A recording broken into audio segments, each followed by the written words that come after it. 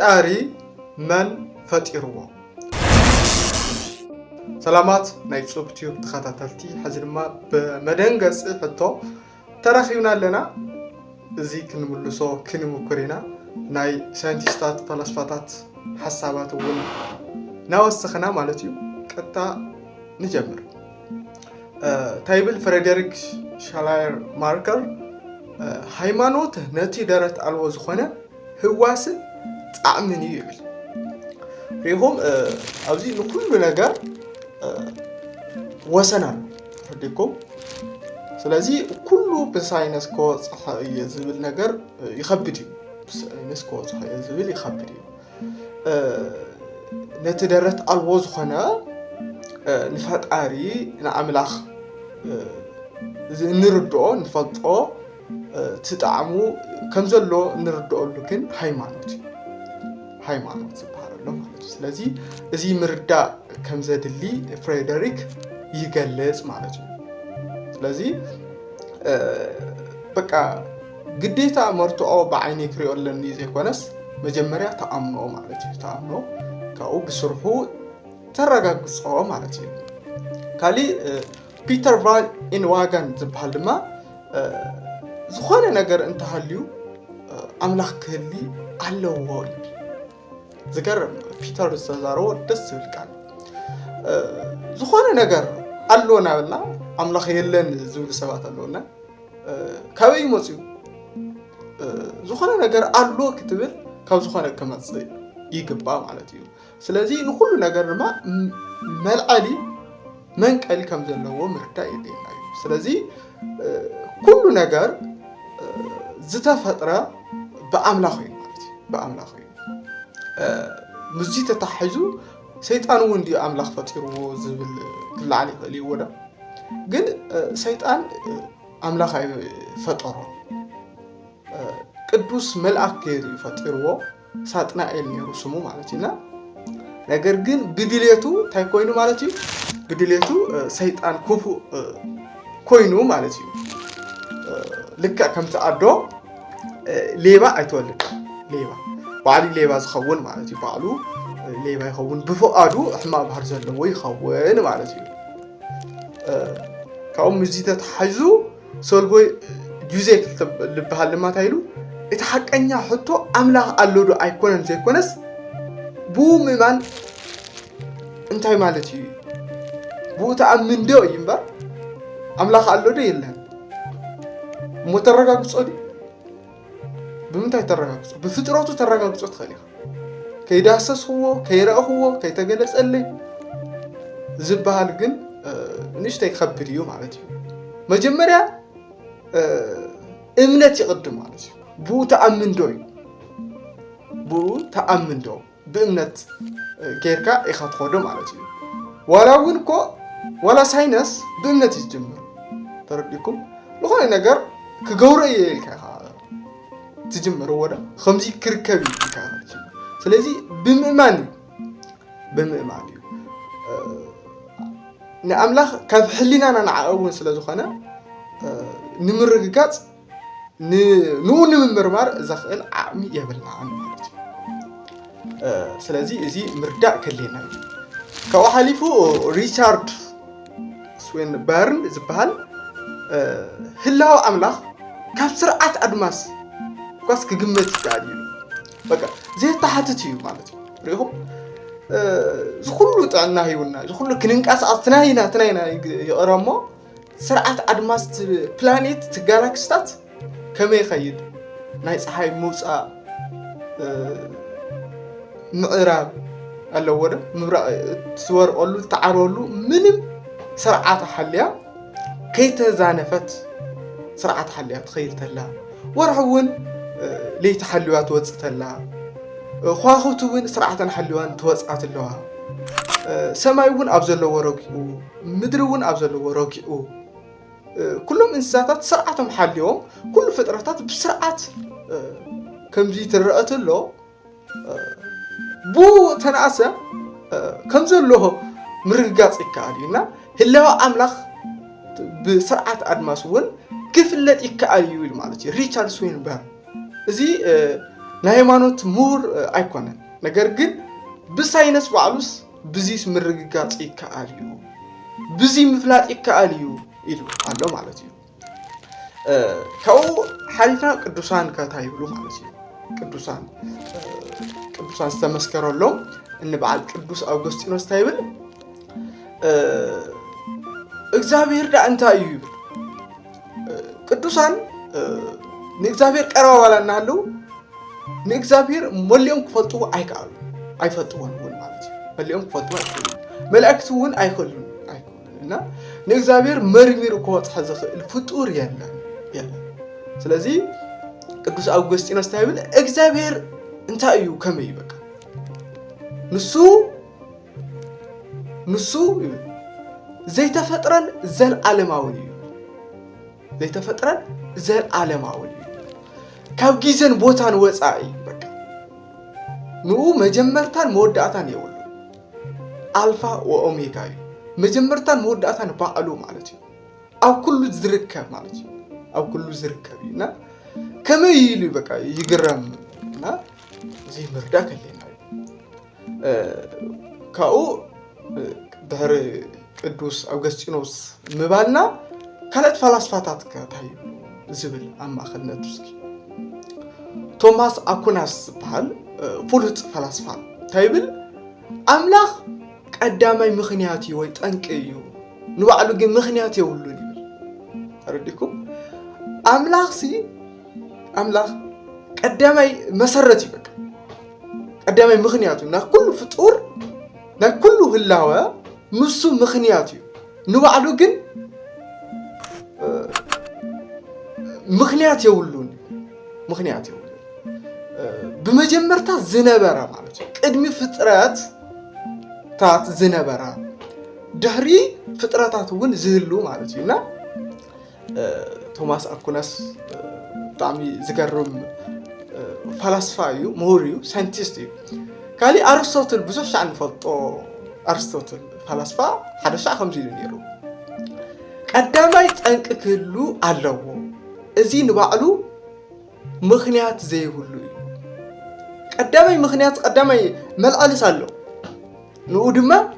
ንኡ ናይ መጀመርያ ስለ ዝኾነ ንኡ ግን ምኽንያት ንፈጣሪ ዘዋጋ ማለት ኢና ብዛዕባ እዚ ብዙሓት ፈላስፋታት ገሊጾም እዮም ንበዓል አማኑኤል ካንት እውን ንእምነት ቦታ ንምሃብ ፍልጠት ክሕዳለኒ ይብል ክተኣምን ተኮይንካ ኩሉ ክፈልጠለኒ ብምባል ኣይኮነ ካንት ታይብል ንኣምላኽ ክትርድኦ ተኮይንካስ ይኸብድ እዩ ብሰብኣዊ ዓቕምና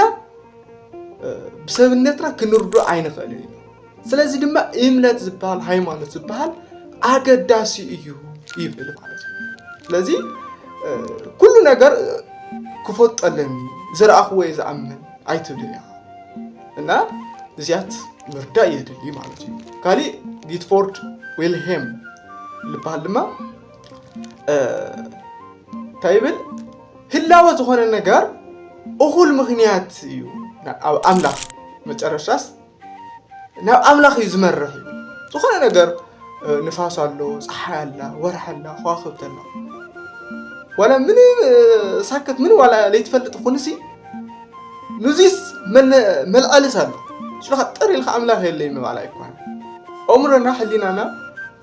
ባዕሉ ትመራመርቶ ኣሎ ኣምላኽ ከም ዘሎ ይርድኦ እዩ ማለት እዩ ፖል ቲሌች ልበሃል እውን ኣምላኽ ሲ ናይ ህላወ ኩሉ መሰረት እዩ ናበለ መሰረት ኩሉ ህላወ ምዃኑ ይዛረብ ማለት እዩ ብዙሓት ኣለዉ ፈላስፋታት ናይሎም ፈላስፋታት ኢና ንብል ግን ኣጻር እዚኦም ኮይና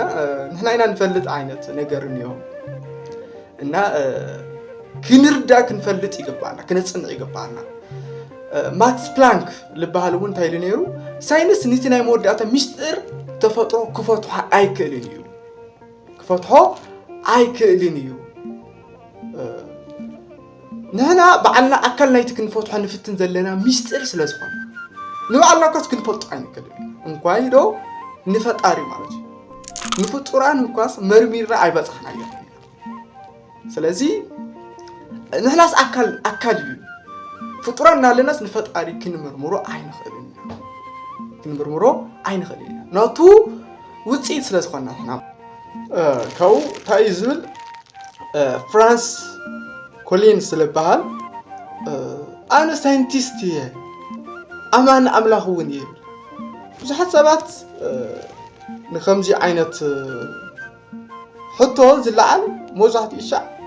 أملاخي اللي نمبال شفاني مثلا نمرداي مثلي حدا شعنا كمزي نبل دمال خونا فلاسفة أيو مهوريو ساينتيستي كبهال فتار من فتيروا أملاخي اللي نابزبل سحت أتحسسبا سحت حتى نأتي مالتي نفلتنا مالتي يردنا حلينا يفلطوا ነገር ግን ከምዚ አይነት ግና ፈላስፋታት ሳይንቲስታት ኮይኖም አመንት አምላኽ ሃይማኖት ዘለዎም ከም ዘለዉ ምርዳእ የድሊ ማለት ነው ካሊ ቢራ ሩቢን ዝበሃልውን ሳይንስ ብዛዕባቲ ክንረጋግጽ እንኽእል እዩ ይብል ሃይማኖት ድማ ብዛዕባቲ እንኣምኖ እዩ ይብል ሳይንስ ማለት ብዛዕባቲ ክንረጋግጾ እንኽእል እዩ ሃይማኖት ግና ብዛዕባቲ እንኣምኖ እዩ ረዲኩም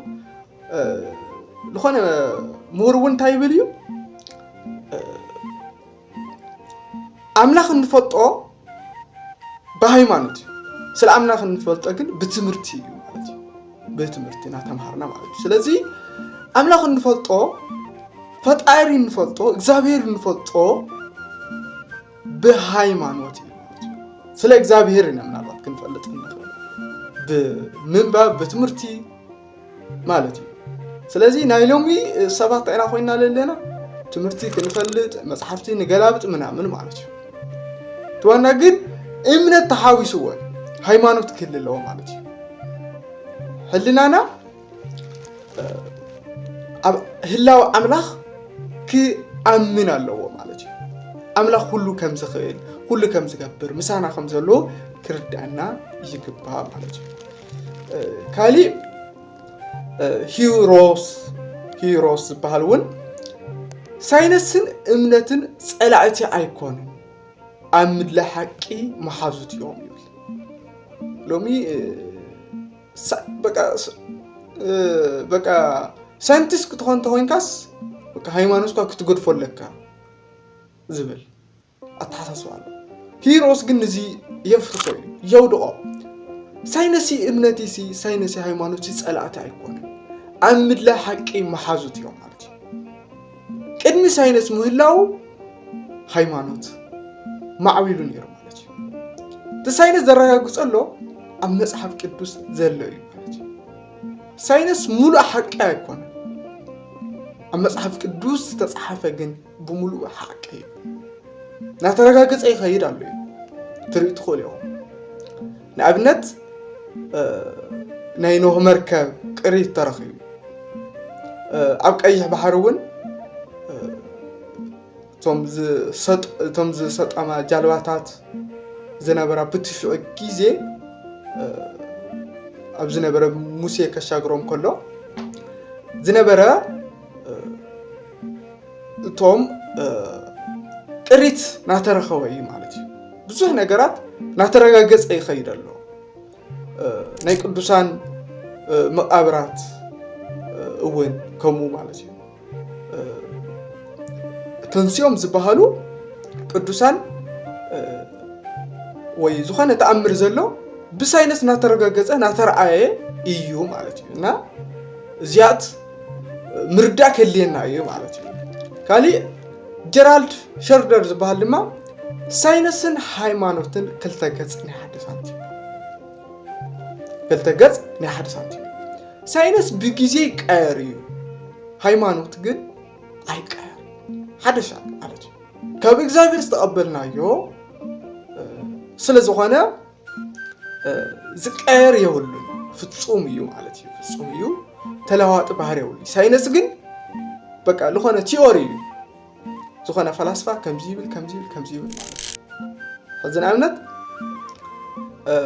علم سي كبي كم سخانات قدم ترغاغص قدم مالتي قدم نعمت انا قدس سلاسي سير يوم توينكم قدس سلاسي ዓለም بإيدهم يزمها تروحوا مالتي كبكم سخانة زاري نكرنيه مالتي እና ሳይንስ ተቃያሪ ቲዮሪ ብሰባት ለዝድከፍ ማለት ብሰባት በቢግዚው ተላዋጥ እዚ ምርዳ ከለለ ካሊ ናይ ኖቤል ተዓዋት ዝኾነ ሪቻርድ ሮበርትስ ዝበሃል ሳይንስ ከም ጸላኢ ሃይማኖት ኣይኮነን ከም መሻርክቲ ንዓለምና ምርዳ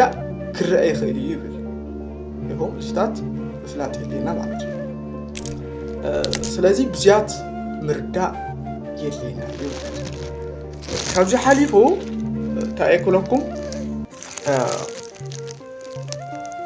አምላኽ ፈጣሪ ዘለዓለማዊ ዘይተፈጥረ ምክንያቱ ዝኾነ ወዲ ታይሉ ነይሩ ፈጣሪስ መን ፈጢሩዎ ፈጣሪና ወልኻስ መን ፈጢሩዎ ትብልዮም ጎዛት መለስተ ፈጣሪ ተባይሉ ዘሎ ፍጡር ተኮይኑ እዩ መን ፈጢሩዎ ትብል መር ፈጣሪስ መን ፈጢሩዎስ ኣይባህል ዝሕቶ ባዕሉ ታይ ዝባህል እዩ ናይ ችግር ዘለዎ እዩ ዝሮ ኣስተኻኺልና ኢና ንምምላስ እንሞክር ኣለና ንምንተሓተትካ ኣይባህል ግን ትሕቶ ባዕሉ ዝኾነ ችግር ዘለዎ እዩ ዝኾነ ሓደ ወዲ ስታይሉ መስለኩም ኩሉ ሕቶሲ ኣይምለስ እዩ ምክንያቱ ጌጋ ሕቶ ኣሎ ጌጋ ሕቶስ ኣይምለስ መልሲ ዘይብሉ ሕቶ ኣሎ ጌጋ ተኮይኑ ሕቶ መልሲ የለን ጌጋ ሕቶ እዩ ስለዚ ዚታት ምርዳ ከለና ስለዚ አምላኽ ትበሃል ተሎ ዘይተፈጥረ እዩ ፈጣሪ እዩ ስለዝኾነ ማለት እዩ ዘለዓለማዊ እዩ መጀመርታ ዘይብሉ እዩ ማለት እዩ መፈጸምታ ላይ ይውል ስለዚ ብዛዕባ እዚ ታይ መን ተዛሪብዎ ነይሩ ቅዱስ ዮሐንስ ደማስቆ ማለት እዩ ስለዚ እዚ ምርዳ የለና እግዚአብሔር ትበሃል ተሎ ኩሉ ብኡ ተፈጢሩ ብዘይብኡ ዝተፈጥረ የለን አምላኽ ምክንያት ኩሉ ዘሎ እዩ ንሱ ግን ባዕሉ ምክንያት የብሉን ይብል ቅዱስ ጎርጎርዮስ ማለት እዩ ሪኹም ቶም ፈላስፋታት እውን እዚኦም ናወል ነይሮም ስለዚ እዚ ምርዳ የለ ንሱ ምልአት ህላወ እዩ ንህላወና ምክንያት ዝኾነ እዩ ማለት እዩ አምላኽ ንኩሉ ህላወ ሰጊሩ ዝነብር እዩ ቅድሚ ህላወ ፍጥረት እውን ዝነበረ ከም ምርዳእና ብላዕሊ ካብ ሕሊናና ብላዕሊ ካብ ኣእምሮና ንዓቐብ ዝኾነ እዩ አምላኽ ትበሃል ተሎ ንምርዱ እውን ከቢድ እዩ ሕሊናና ክሽከሙ ኣይኽእልን ልቢ ይኸብዶ ሕሊና ምሽካም የሽግሮ እዩ ዘሎ ንሱ እዩ ንህላውኡ ኣብ ካሊእ ኣይምርኮስን ይብል ቅዱስ አትናቴዎስ ህላውኡ ኣብ ካሊእ ዝተመርኮሰ ኣይኮነን ንሱ ፈጣሪ አምላኽ ስለዝኾነ ማለት እዩ ስለዚ ህላው አምላኽ ብርድኢት ደቂ ሰባት ሙሉእ ክጭበጥ ኣይክእልን ደቂ ሰባት ግን እዚ ንምጭባጥ ንዚ ዘይጭበጥ ንዚ ዘይርአ ክንርኢ ክንመራመር ኢና ንፅዕር ማለት እዩ አምላኽ ዘይልወጥ ዘለዓለማዊ ክፍጠር ወይ ክጠፍእ እውን ዘይክእል እዩ ንዘለዓለም ዝነብር እዩ እዚ ምርዳ የለና እዩ ኣብ ስላሴ መጀመርታ ወይ መወዳእታ የለን ነስ ወከፍ ብሓባር ዘለዓለማውን ብሓባር